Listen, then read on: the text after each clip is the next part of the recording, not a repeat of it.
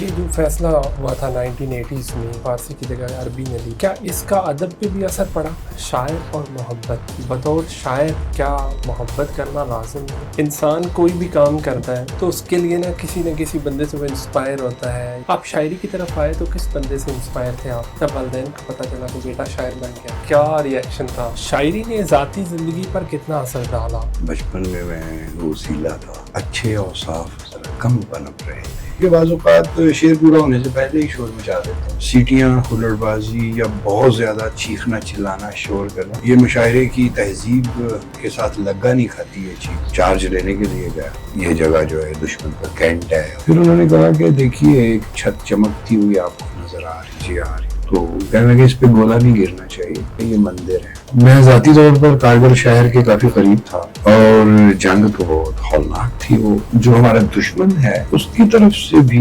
بہادری کے واقعات ہوئے، لیکن ہمارے ملک میں لیفٹ کو بڑی بے رحمی سے کچلا گیا، جنرل ضیاء کو مسلط کیا گیا۔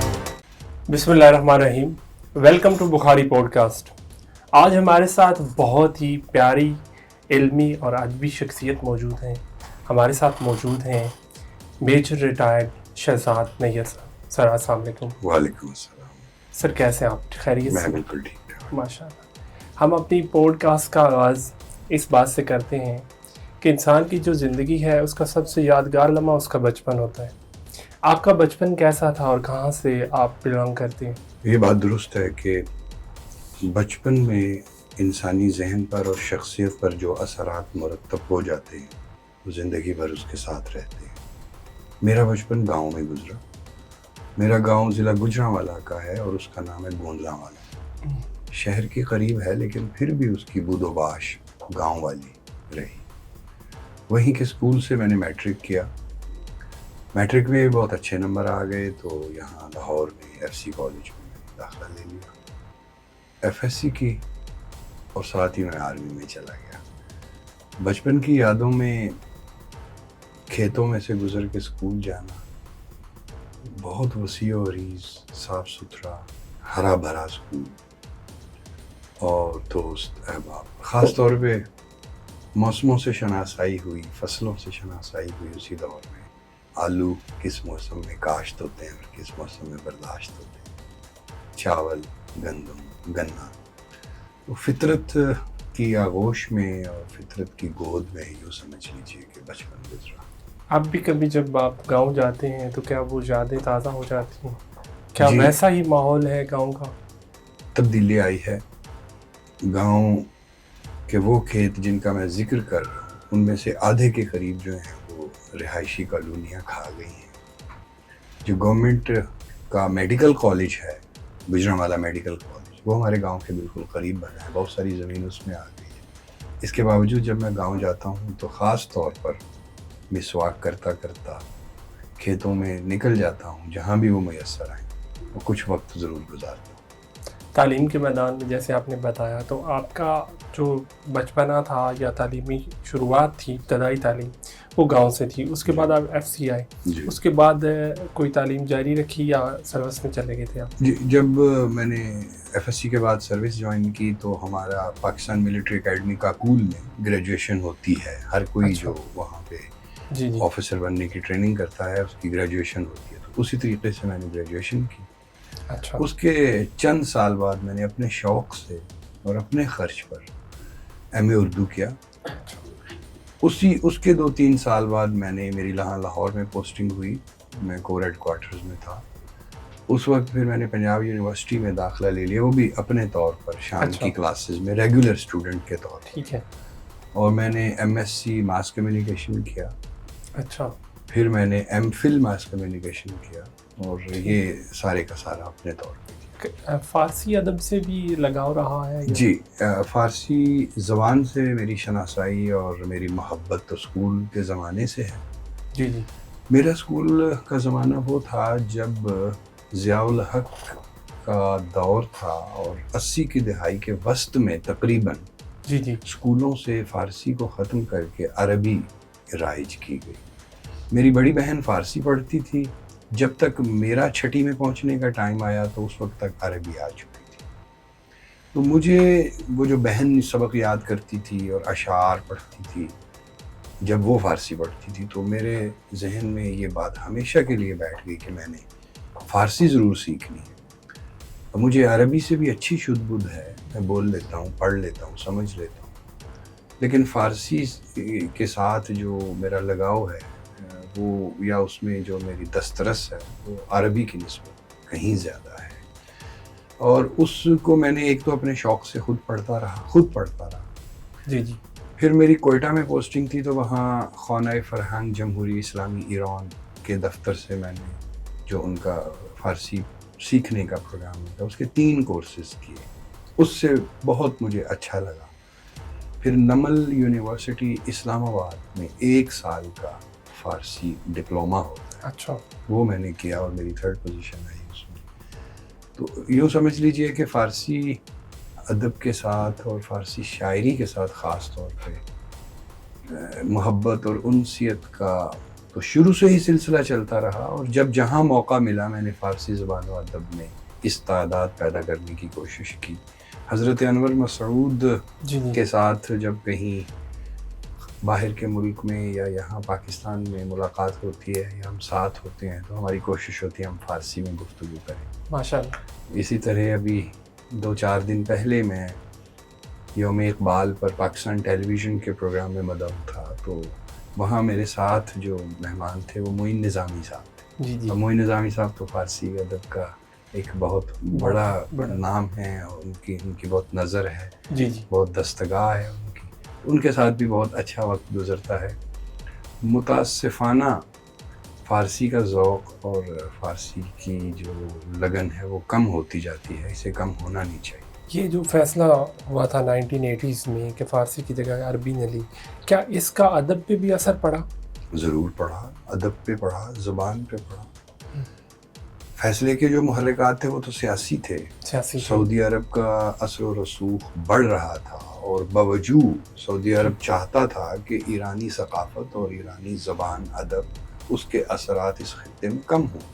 جی. اس معاملے کے اور بھی کئی پہلو ہیں. کچھ تنظیمیں بھی اسی عہد میں وجود میں آئیں جی جو سمجھا جاتا ہے کہ ان کا رخ جو ہے وہ ایران کے رخ سے مختلف تھا. تو آپ نے اثرات کا پوچھا ہے. میں تو سمجھتا ہوں کہ تخلیقی اردو فارسی اور عربی دونوں جی جی اس کے عمدہ علم کے بغیر ممکن ہی نہیں ہے. آپ نے تراکیب بنانی ہے، مرکبات بنانے ہیں، زبان کو ایک کریٹو ٹچ دینا ہے، تخلیقی اعتبار سے کچھ تبدیل کرنا ہے، کچھ نیا بنانا ہے، تو آپ کو پہلے بنیادی قواعد کا پتہ ہونا چاہیے. جی جی. یہ لفظ کس زبان سے آیا ہے، اس لفظ کو اگر میں نے تبدیل کرنا ہے تو میرے پاس کون کون سے آپشنز موجود ہیں. یہ سب چیزیں آپ عربی اور فارسی جانے بغیر نہیں کر سکتے. اور اردو اور فارسی کا آپس میں بہت قریبی گہرا تعلق ہے. 60% جو الفاظ ہیں اردو کے وہ فارسی کے ہیں. اور ہماری جو ادبی زبان ہے چاہے وہ افسانہ ہے، ناول ہے، نظم ہے، غزل ہے، وہ تو انحصار ہی زیادہ فارسی قواعد اور طریق پر کرتی ہے.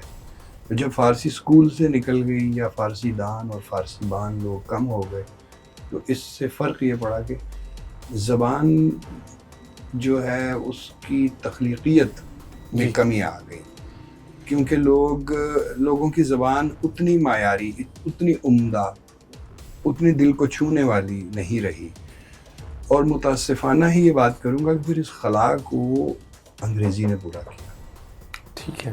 اگر فارسی والے جو ہیں وہ اتوبس کہتے ہیں بس کو، اور قطار کہتے ہیں ریل کو، اور فرودگاہ کہتے ہیں ایئرپورٹ کو، ان کے پاس الفاظ ہیں. تو اگر وہی الفاظ ہمارے ہاں آتے یا اور بھی بہت ساری چیزیں تو میرا خیال ہے کہ ہماری زبان زیادہ رچ ہوتی. اچھا، شاعر اور محبت کا آپس میں بڑا گہرا تعلق ہے. بطور شاعر کیا محبت کرنا لازم ہے؟ بطور شاعر کیا، بطور انسان بھی محبت کرنا لازم ہے. انسان کا خمیر جو ہے وہ محبت سے اٹھا ہے، اور معاشرت کے لیے، جی ایک امن پسند معاشرت کے لیے اور انسان دوست سماج کے لیے محبت بنیادی جذبہ ہے۔ اس کے داخلی اور خارجی دونوں پہلو ہیں۔ داخلی اس طرح کہ خود انسان کی اپنی نشو و نما، ارتقاء، ذہنی پرداخت، اس میں محبت کا جذبہ بہت بنیادی کردار ادا کرتا ہے۔ آپ کو کسی کا انتظار ہے تو آپ کے اندر تحمل آتا ہے، برداشت آتی ہے۔ جس سے آپ محبت کرتے ہیں اس سے کوئی ٹھیس پہنچ گئی ہے تو آپ کو غم سہنے کا سلیقہ آتا ہے۔ آپ نے اسے کوئی بات کہنی ہے، آپ کو مناسب الفاظ نہیں مل رہے، آپ ایک تجربے سے گزرتے ہیں کہ یہ بات میں کیسے، تو یہ داخلی کیفیات اور داخلی دنیا کو بھی متاثر کرتا ہے یہ جذبہ۔ ساتھ ہی ساتھ خارجی دنیا میں بھی اگر یہ جذبہ نہ ہو، ابھی سائیکل پہ کوئی آدمی جا رہا ہے، اس نے پیچھے چینی رکھی ہوئی ہے اور چینی گرتی چلی جا رہی ہے، اسے 1000 بندہ روک بتائے گا، وہی دیکھ تیری چینی گر۔ یہ میں سمجھتا ہوں محبت اور خیرخواہی کا جذبہ ہے جس سے سماج چلتے ہیں۔ بدقسمتی سے جو سرمایہ داری کی یلغار ہے، کیپٹلسٹک جو انویژن ہوئی ہے ہمارے اندر، ہمارے معاشرے میں، ہمارے ذہنوں پر، اس میں جو خیر کل کا ایک جذبہ ہے، دوسروں کی خیر خواہی کا جذبہ ہے، وہ کم ہو رہا ہے اور ایک خود غرضی آ رہی ہے انسان میں۔ ہم جو اشتہارات دیکھتے ہیں، اپنی لک کے بارے میں کانشیس ہوتے ہیں، لباس کے بارے میں کانشیس ہوتے ہیں، ہم زیادہ سے زیادہ اشیاء کے حصار میں جا رہے ہیں بنسبت انسان کے۔ تو مجھے لگتا ہے کہ محبت ماں کی گود سے لے کر اختتامی لمحات تک آدمی کو محبت کے ساتھ جڑا رہنا چاہیے بطور انسان۔ بطور شاعر تو دیکھیں وہ تو اس کا ایک بنیادی ٹول ہے اس کے اظہار کا جو بنیادی ماخذ اور منبع اور مصدر ہے جی وہ ہے ہی محبت۔ اور محبت تو ایک ایسی چیز ہے، اس کے 1000 شیڈز ہیں، 1000 آپ کو رنگ ہیں۔ کب اس تجربے سے گزرنا پڑا؟ چھوٹی عمر سے ہی، جی مطلب دیکھیں کسی چہرے سے محبت ہونا بھی ویسا ہی ہے جیسا کسی منظر سے محبت ہونا، کسی کلام سے محبت ہونا، کسی گیت سے پیار ہو جانا، یہ تھوڑا تھوڑا فرق ہے۔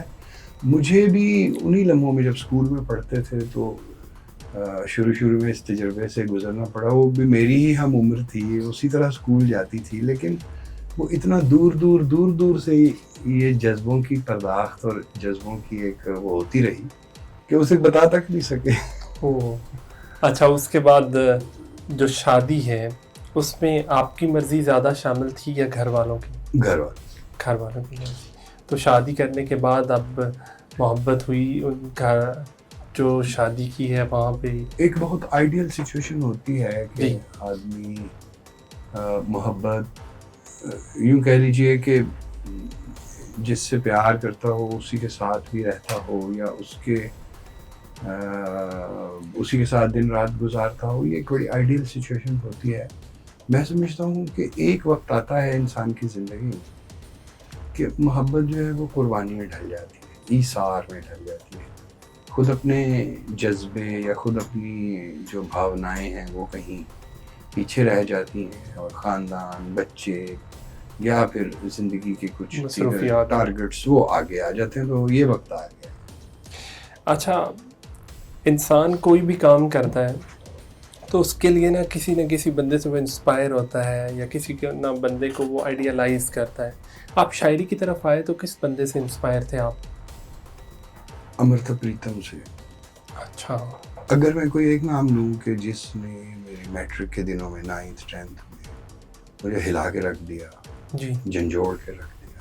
شعر میں کہتا تھا، شعر تو میں 7ویں میں کہنا شروع ہو گیا تھا، کسی کو پتا نہیں تھا۔ جی میرے پاس ابھی تک وہ کاپیاں موجود ہیں جن پر شعر جن آپ خود لکھتے ہیں 7ویں میں۔ جی لیکن 9ویں یا 10ویں میں تھا کہ امرتا سے میرا رابطہ ہوا کتاب کے ذریعے۔ جی ایک اس کی شاعری کی کتاب، 1 2 3 4 اس کی نثر اور افسانوں کی کتاب۔ مجھے لگتا ہے کہ آگے چل کر جو کچھ میرے خیالات میں کچھ بغاوت کے عناصر آئے، کچھ اختلاف کے عناصر آئے، کچھ معاشرے کو اپنی آنکھ سے دیکھنے کا ایک زاویہ بیدار ہوا، وہ اس کا جو اولین بیج بویا تھا وہ امرتا پریتم نے بویا تھا۔ بعد میں پھر مطالعے میں سبت حسن بھی آئے اچھا اور برٹرنڈ رسل، ان کو میں اپنے خیالات اور افکار کی تشکیل میں ان کے ایسے ان کو میں مانتا ہوں کہ انہوں نے کافی کچھ، سبت حسن نے بھی، جی جی اس کے علاوہ بھی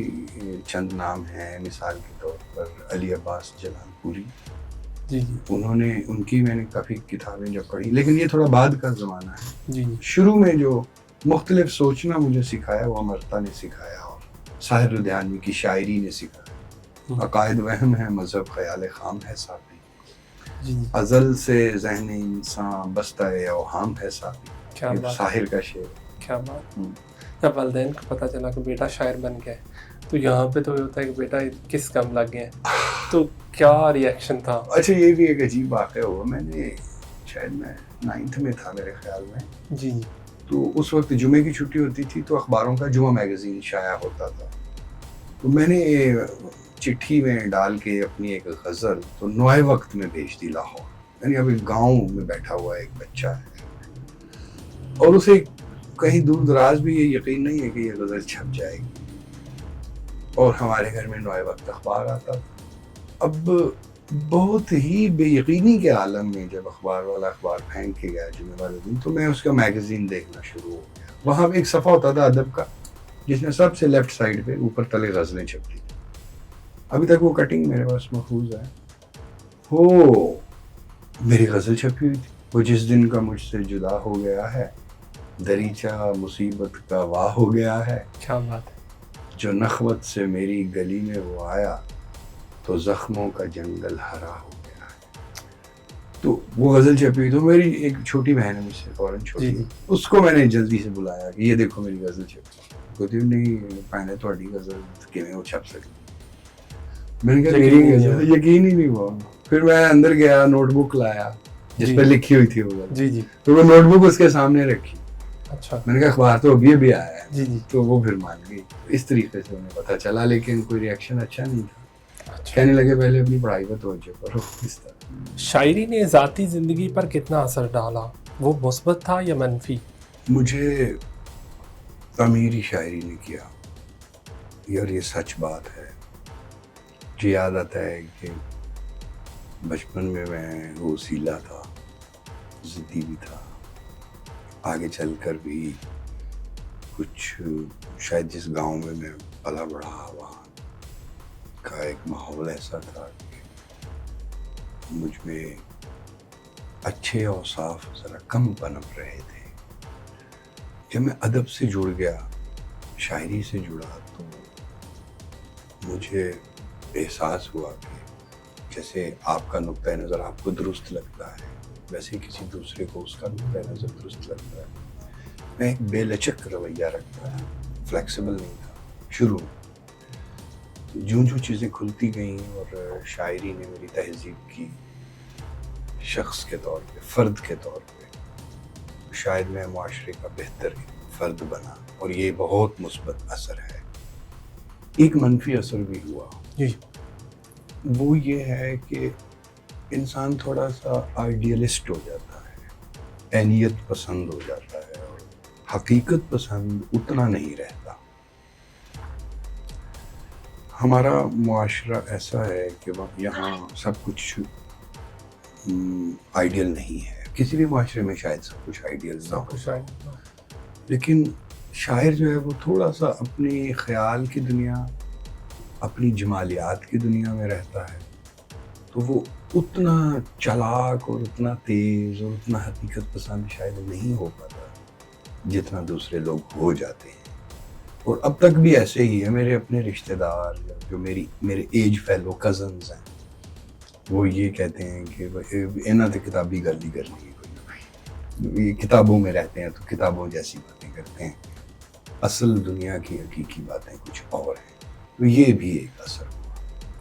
اچھا، آج تک آپ کے کتنے مجموعے جو ہیں وہ آ چکے ہیں، پبلش ہو چکے ہیں؟ شاعری کے میرے 4 مجموعے آئے ہیں، جی جی ان میں 2 جو ہیں وہ بالکل نظموں کے مجموعے ہیں، اچھا ایک جو ہے وہ خالص غزل کا مجموعہ ہے، اور ایک مجموعہ ایسا ہے جس میں نظم اور غزل دونوں شامل ہیں۔ تو اس طرح کل 4 مجموعے۔ کس کو سب سے بہترین سمجھتے ہیں؟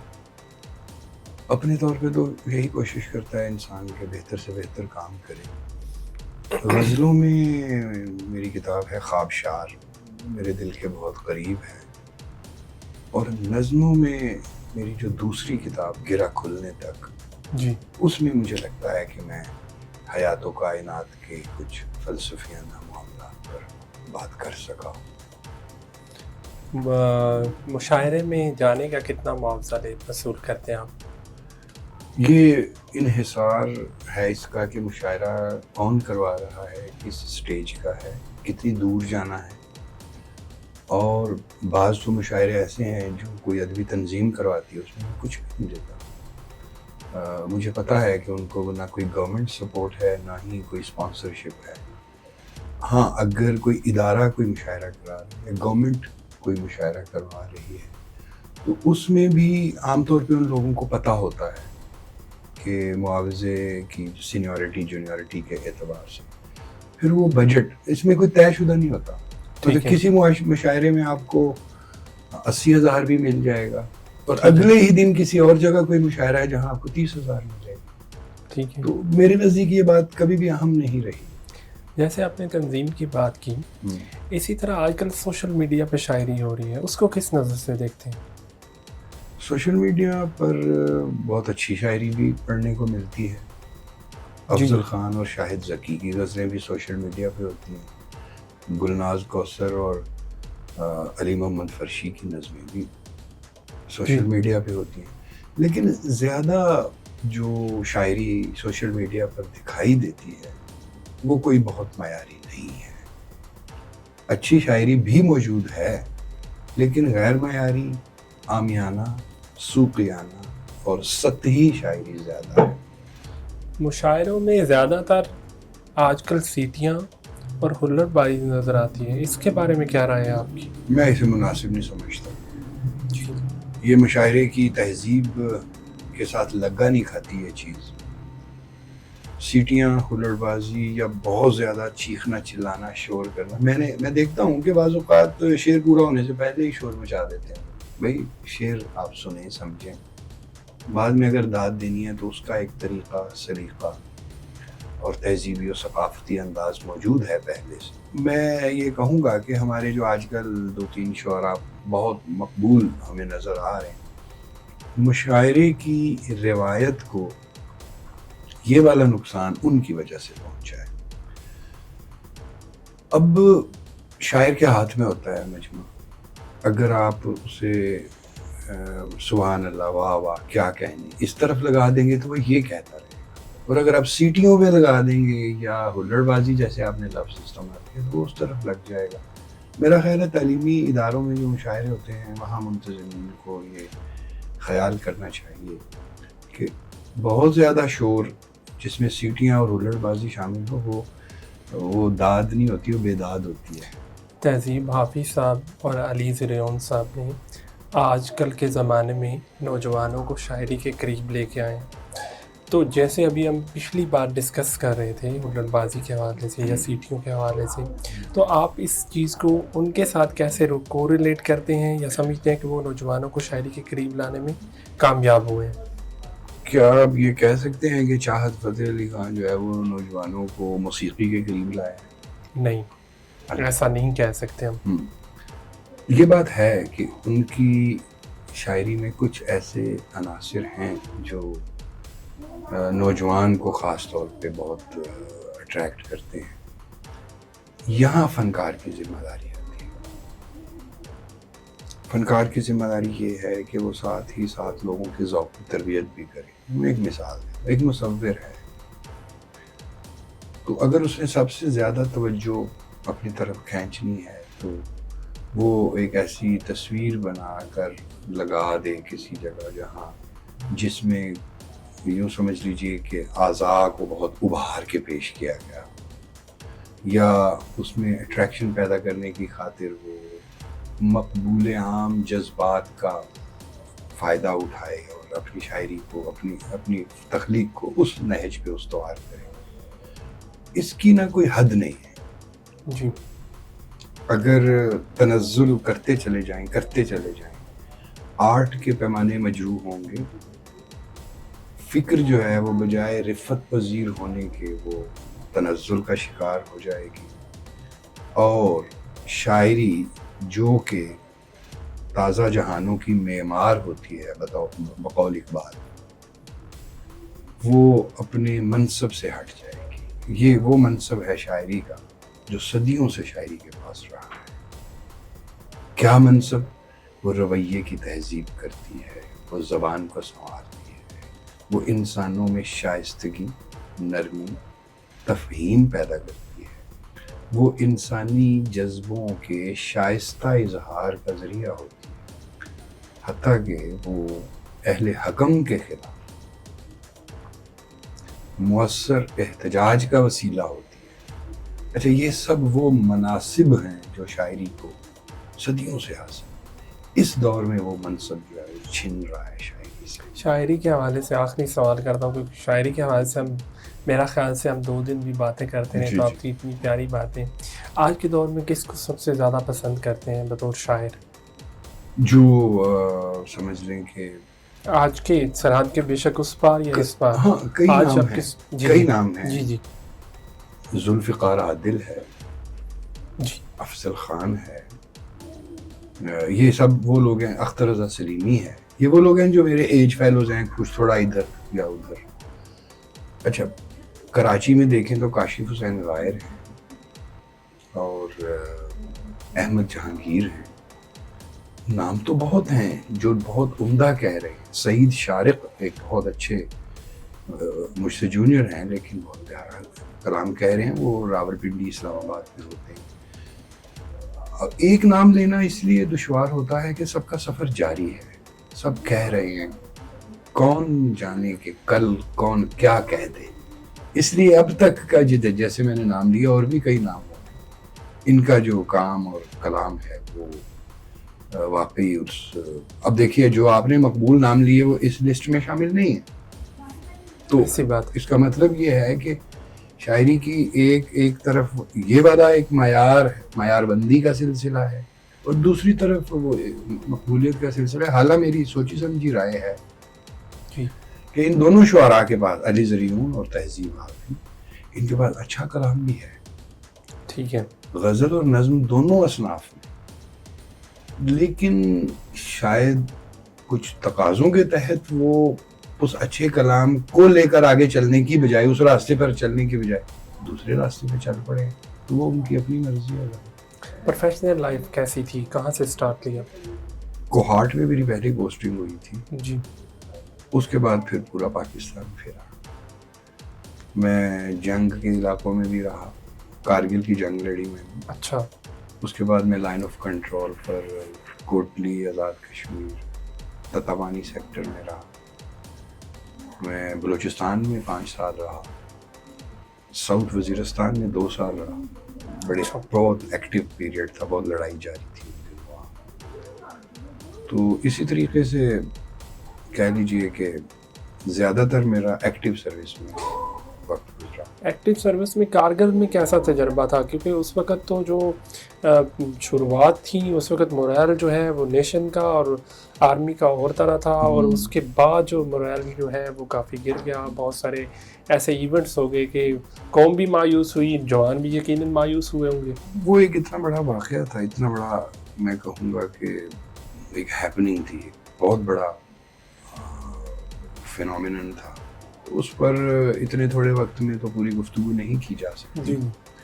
میں ذاتی طور پر کارگل شہر کے کافی قریب تھا، اور جنگ تو بہت ہولناک تھی، وہ خاص طور پہ جو ایریل بمبارڈمنٹ تھی۔ جی، اسی طرح ہمارے جوانوں نے ایک بے مثال جرت کا مظاہرہ کیا، جس کا میں عینی شاہد ہوں۔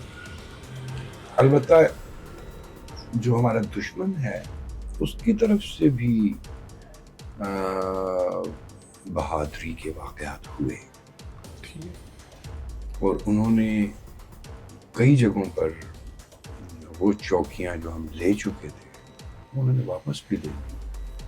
ہر چوکی کی ایک قیمت ہوتی ہے، جو اسے ادا کر دے وہ اس کی ہو جاتی ہے۔ ہم نے بھی ان سے چوکیاں لی، انہوں نے بھی ہم سے لی۔ میں ایک واقعہ سناتا ہوں آپ کو کارگل کا۔ جب میں شروع کے دن تھے بالکل آغاز، میں چارج لینے کے لیے گیا جی تو مجھ سے پہلے جو آفیسر اس چوکی پہ تھا اس نے مجھے چارج ہینڈ اوور کر کے پھر خود نیچے چلے گئے. وہ مجھے آگے بہت بڑی ایک وادی تھی اور اس وادی میں ایسے دکھا رہا تھا کہ یہ جگہ جو ہے دشمن کا کینٹ ہے اور اس جگہ پر فلاں چیز ہے، اس جگہ پہ فلاں چیز ہے. پھر اس نے کہا وہ دوردرشن کی عمارت ہے جو ان کا ٹیلی ویژن ہے، اور یہ آکاش وانی کی عمارت جو ان کا ریڈیو ہے. پھر انہوں نے کہا کہ دیکھیے ایک چھت چمکتی ہوئی آپ کو نظر آ رہی اس پہ گولہ نہیں گرنا چاہیے. میں آرٹلری کا آفیسر ہوں، توپ خانے کا. تو کہنے لگے اس پہ گولہ نہیں گرنا چاہیے، یہ مسجد ہے. اچھا. پھر کہنے لگے کہ اسی مسجد سے اگر آپ تھوڑا رائٹ دیکھیں، اسی مسجد سے تھوڑا رائٹ دیکھیں، تھوڑا پیچھے دیکھیں، ایک اور آپ کو کھلا احاطہ نظر آ رہا ہے اور اس کے اوپر ایک جھنڈا سا نظر آ رہا ہے، اس پہ بھی گولہ نہیں گرنا چاہیے، یہ مندر ہے. کیا خوبصورت بات ہے. تو مجھے یہ بات بہت اچھی لگی کہ عبادت خانے ہوں کسی کے بھی ہوں، جنگ میں بھی ان کی حرمت اور ان کی حفاظت کا دونوں طرف سے خیال رکھا جانا چاہیے. اور ایسی اخلاقی تربیت ہماری فوج کی ہے کہ وہ گولہ باری میں بھی یہ دھیان رکھے کہ کہیں کسی کی عبادت گاہ کو نقصان نہ پہنچائے. اب آج کل بھی ایک جنگ ہو رہی ہے، اسرائیل اور غزہ میں ہو رہی ہے جنگ. تو آپ دیکھ رہے ہیں کہ چاہے وہ مساجد ہیں، چاہے وہ چرچز ہیں، چاہے وہ ہسپتال ہیں، کچھ بھی محفوظ نہیں. اور کہنے کو وہ یہ کہتے ہیں کہ ہماری فوج بڑی اخلاقی فوج ہے. بالکل غلط بات ہے جو وہ کرتے ہیں. انہوں نے بچوں، بوڑھوں، حربی، غیر حربی کا امتیاز روا ہی نہیں رکھا. وہ بڑی افسوسناک صورتحال. جنگ میں ہمیشہ بہت سارے مناظر ہوتے ہیں جن میں سے بہت سارے مناظر تاریخ کے سامنے آ جاتے ہیں اور کچھ ایسے واقعات ہیں جو تاریخ کے سامنے نہیں آتے. کارگل کے علاوہ اور کسی جگہ ایکٹیو آپ رہے ہوں جہاں پہ محاذ پہ آپ موجود ہو، کوئی ایسا واقعہ جو آپ کی یاداشت میں آئے وہ ضرور ہمیں. میں کارگل کے علاوہ جیسا میں نے بتایا کہ میں لائن آف کنٹرول پہ رہا اور بعض جگہوں پہ جو ہماری چوکیاں آمنے سامنے بھی ہیں. اس طرح میں وزیرستان میں رہا. وزیرستان کے بارے میں تھوڑی سی بات کروں گا کہ جس طرح اگر ہم لائن آف کنٹرول پہ ہوں یا کارگل میں ہوں تو ہمیں پتہ ہے کہ وہ سائڈ دشمن کی ہے، یہ سائڈ اپنی ہے. جتنا ہم آگے بڑھیں گے ہم دشمن کے قریب ہو رہے ہیں، جتنا ہم پیچھے ہٹ رہے ہیں وہ اون ایریا میں اپنے علاقے میں آ رہے ہیں. لیکن وزیرستان میں عجیب ایک صورت بنی کہ چاروں طرف ہی دشمن ہیں، کوئی بھی علاقہ اپنا نہیں. یوں کہہ لیجئے کہ وہاں پر ایسا نہیں ہے کہ یہ سرحد ہے اور اس کے پرے دشمن ہے، اور ہر طرف ہی دشمن. اس پر ایک نظم میں نے لکھی تھی وزیرستان. کہاں سے آگے حد عدو ہے، کہاں پہ لشکر کی پہلی صف ہے. کہاں سے آگے حد عدو ہے، کہاں پہ لشکر کی پہلی صف ہے. کہاں ہدف ہے، کسی پہ کھلتا نہیں ہے کچھ بھی. تمام منظر بدل چکے ہیں، صفوں کی ترتیب جا چکی ہے. نہ میمنہ ہے نہ میسرہ ہے، نہ قلب کوئی نہ اب عقب ہے. کہاں پہ لشکر کی پہلی صف ہے. فلک پر آیا ہی تھا مگر اب زمیں بھی اپنی نہیں رہی ہے. کسی کو کوئی خبر نہیں ہے کہ کون سا رخ رخ عدو ہے. چہار سمتوں سے دشمنی ہے. علم وہی ہیں، رجز وہی ہیں، ہجوم نعرہ زناں بھی اکسا. میری پکاروں میں تیرے نعروں میں اسم ایک سے، یہ میں گرا ہوں کہ تو گرا ہے. کسی پہ کھلتا نہیں کدھر ہے، فلک کہاں ہے زمیں کدھر ہے. یہ بھاگتے اسب شہ سواروں کے تند ناروں سے کس قدر دھول اٹھ رہی ہے. فلک کہاں ہے زمیں کدھر ہے، وہ وعدہ ناوفا کدھر ہے، خدا کدھر ہے. کیا بات ہے. جب اپنے ہی لوگوں سے جی آپ کو سامنا ہوتا ہے تو یقیناً ایسی صورتحال ہوتی ہے جیسے آپ نے اپنے الفاظ میں بیان کی. آپ معاشرے کو کیسا دیکھنا چاہتے ہیں؟ مجھے لگتا ہے کہ ہر شخص جو فنکار ہو، شاعر ہو، ادیب ہو، یا فن کے کسی اور شعبے سے تعلق رکھتا ہو، اس کی آنکھوں میں ایک خواب ہوتا ہے سماج کے بارے میں. یا ہونا چاہیے کہ مطلب یوں سمجھ لیجیے کہ اپنی تخلیق کے ذریعے ہم معاشرے کو پہلے سے زیادہ خوبصورت بنانا چاہتے ہیں، یا ہم سمجھتے ہیں کہ ہم اس تصویر کی، اس نظم کی، اس غزل کی، اس افسانے کی کمی تھی جو میں نے پوری کی. میری آنکھوں میں انسان کے حوالے سے ایک ایسے سماج کا خواب ہے جو روادار ہو، جہاں نظریے، عقیدے، خیال کی بنیاد پر کسی کو مارا نہ جائے، جہاں اپنے نقطۂ نظر اور اپنی رائے کو حتمی اور درست قرار دینے والے لوگ دوسرے کی رائے، دوسرے کے نقطۂ نظر کا بھی اتنا ہی احترام کریں جتنا اپنے کا، دوسرے کے عقیدے کا، دوسرے کے خیال کا. میں ایک ایسے سماج کا خواب دیکھتا ہوں، میرا خواب سرخ ہے. میں ایسا خواب دیکھتا ہوں جس میں وسائل پر ایک طبقے کا اجارہ نہ ہو. اگر آپ کا خواب سرخ ہے تو کیا آپ کارل مارکس سے متاثر ہیں؟ جی. جب میں نے سرخ کہا تو اس سے مراد سوشلسٹ، کمیونسٹ، لیننسٹ، مارکسسٹ آئیڈیالوجی ہی تھی. وسائل اور مواقع، اس پر جب ایک طبقہ قابض ہو جاتا ہے تو وہ محرومی کا سبب بنتا ہے بے شمار طبقہ کی. اور یہ تو صدی ایسی صدی ہے کہ یہاں سرمایہ داری کھل کے ناچ رہی ہے، جس میں غریب ملکوں کا سرمایہ کمپنیوں کے توسط سے، جو ملٹی نیشنل کمپنیز ہیں، ان کے توسط سے امیر ملکوں میں جمع ہوتا جا رہا ہے. اور ایک سماج کے اندر اتنے طبقات بن گئے، شرف جو ہے وہ دولت کے ساتھ منسلک ہو گیا ہے، خدا کا نیا نام پیسہ رکھ دیا گیا ہے، اور ایک دوڑ لگی ہوئی ہے جسے ریٹ ریس کہنا چاہیے کہ میرے پاس زیادہ پیسہ ہو، میرے پاس زیادہ پیسہ ہو.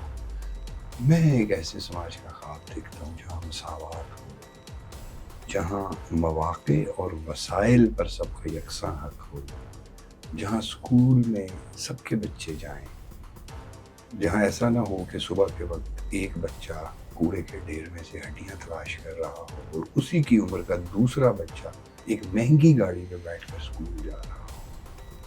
سرفروشی کی تمنا لے کے چلنے والے کے لوگ جب 80s میں تھے تو دنیا میں بہت زیادہ جگہ پر کارل مارکس کے نظریات جو ہیں ان کو ترویج دی جاتی تھی، ان کو اہمیت دی جاتی تھی.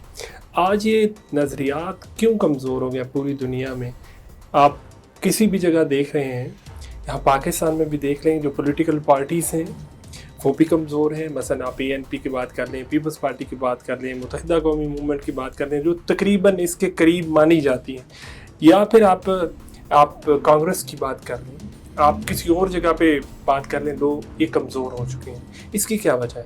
اس کی وجہ یہ ہے کہ بالآخر دنیا میں اب جو اس وقت جو صورت چل رہی ہے اس میں باوجود ہم پوری دنیا کے ایک منظرنامے پہ نگاہ ڈالیں تو جو سرمایہ دارانہ قوتیں ہیں جنہیں ہم سامراجی قوتیں کہتے ہیں، بظاہر یوں محسوس ہو رہا ہے کہ مختلف ملکوں میں ان کا پلڑا بھاری ہے. جیسا کہ آپ نے بھی کہا، ہمارے ملک میں لیفٹ 60 کی دہائی میں اچھا خاصا مضبوط تھا، لیکن ہمارے ملک میں لیفٹ کو، بائیں بازو کو بڑی بے رحمی سے کچلا گیا. ایک متوازی تاریخ بھی ہوتی ہے ہر ملک کی، اور وہی اصل تاریخ ہوتی ہے. میاں افتخار الدین کے پریس پر قبضہ ہو، پروگریسو رائٹرز یا پروگریسو موومنٹس کے اوپر کریک ڈاؤن ہو، یا سوشلسٹ کمیونسٹ قوتوں کو گرفتار کرنا ہو، تو ایک ریاستی مشینری نے بڑی بے دردی سے کچلا ہمارے یہاں لیفٹ کو. اس کی ایک تاریخ موجود ہے، سب کو پتہ ہے. یہی سبب ہے کہ اچھا عالمی سطح پر بھی ایسا ہی ہو رہا ہے. چلی میں جنرل پینوشے کو مسلط کیا گیا, انڈونیشیا میں جنرل سہارتو کو مسلط کیا گیا, پاکستان میں جنرل ضیاء کو مسلط کیا گیا, اور اس سے بھی پہلے 1998 میں جنرل ایوب کو مسلط کیا گیا. اور اس مارشل لا کے بعد وہ لیل و نہار ہو یا کوئی اور لیفٹ سے ونگ والے پرچے, اس وقت تو اسرائیل بلاک کا سب سے بڑا یہی ذریعہ تھا, ان پر کریک ڈاؤن ہوا, باقاعدہ حکم نامے کے تحت کمیونسٹ پارٹی آف پاکستان کو پابندی لگائی گئی. لیفٹ کے کچھ اپنے مسائل بھی ہوں گے, لیکن ریاستی طاقت سے بھی لیفٹ کو یہاں کچلا گیا, اور اس کے ناقابل تردید شواہد موجود ہیں ہماری تاریخ کے اندر. اور پھر یہ کہ پھر کمزور ہوا لیفٹ. پاکستان پیپلز پارٹی بھی میں سمجھتا ہوں کہ لیفٹ کو کمزور کرنے کا اس لیے باعث بنا کہ بہت سارا لیفٹ اس جماعت میں چلا گیا, اور آہستہ آہستہ وہ جماعت شاید اس انداز میں نہیں آگے چل پائی جس طریقے سے ہم یہ سمجھتے ہیں کہ وسائل جو ہیں منصفانہ طور پر تقسیم میں شروع ہو جائیں. اس کے کئی معروضی وجوہات بھی بہرحال ہیں. اچھا, اب آخر میں تھوڑا سا آپ کی طرف سے جی کوئی کلام ہو جائے. اتنی نہ اپنے نام کی ہر سو دہائی دے, جتنا تجھے میں سن سکوں اتنا سنائی دے. کیا بات. مجھ کو کسی بھی حال میں خلقت کے ساتھ رکھ, جن کو خدائی چاہیے ان کو خدائی دے. میں تجھ میں رہ کے خود سے بہت دور ہو گیا, اے یاد یار اب مجھے مجھ تک رسائی دے. دیکھے گا کوئی تیرگی میں دل بجھا ہوا, کیا بات. جلتا ہوا چراغ تو سب کو دکھائی دے. اس کا وجود میرے تصور کا معجزہ, اس کا وجود میرے تصور کا معجزہ, اس کا وجود میرے تصور کا معجزہ, جیسا میں اس کو سوچ لوں ویسا دکھائی دے. کیا بات. یہ ایک غزل تھی, اور جی جی ایک اور غزل کے میں کچھ شعر سنا Please. دیتا ہوں. جو بانٹنے کو نکل پڑے ہو تو سب بلا امتیاز دینا, ٹھیک ہے. خدا کی صورت میں چند لوگوں کو نعمتوں سے نواز دینا. یہ بے نیازی تجھے مبارک, یہ بخت سازی تجھے مبارک, کسی کے بازو کو کاٹ دینا, کسی کو دستے دراز دینا. یہ جانتے ہیں کہ خون آدم سے لوح تاریخ تر بتر ہے, یہ جانتے ہیں کہ خون آدم سے لوح تاریخ تر بتر ہے, تو کیا وراثت میں اپنے بچوں کو عہد رفتہ بے ناز دینا. مجھے درے میکدہ پہ دیکھا تو کوئی پیر مغاں سے بولا, وہ رند خانہ خراب آیا ہے بادہ خانہ ساز دینا, بادہ خانہ ساز دینا. اسیر تاثیر فن ہے دنیا, رہین لطف سخن ہے دنیا, نوائے گریا کو سوز دینا, صدائے ماتم کو ساز دینا. نوائے گریا کو سوز دینا, صدائے ماتم کو ساز دینا. میں مدتوں تک نظر اٹھائے فلک کو پڑھتا رہا ہوں نیر, خلائی الفاظ مٹ گئے ہیں مجھے زمین کی بیاض دینا. کیا بہت شکریہ سر, تھینک یو سو مچ, آپ نے اتنا ٹائم دیا, جزاک اللہ.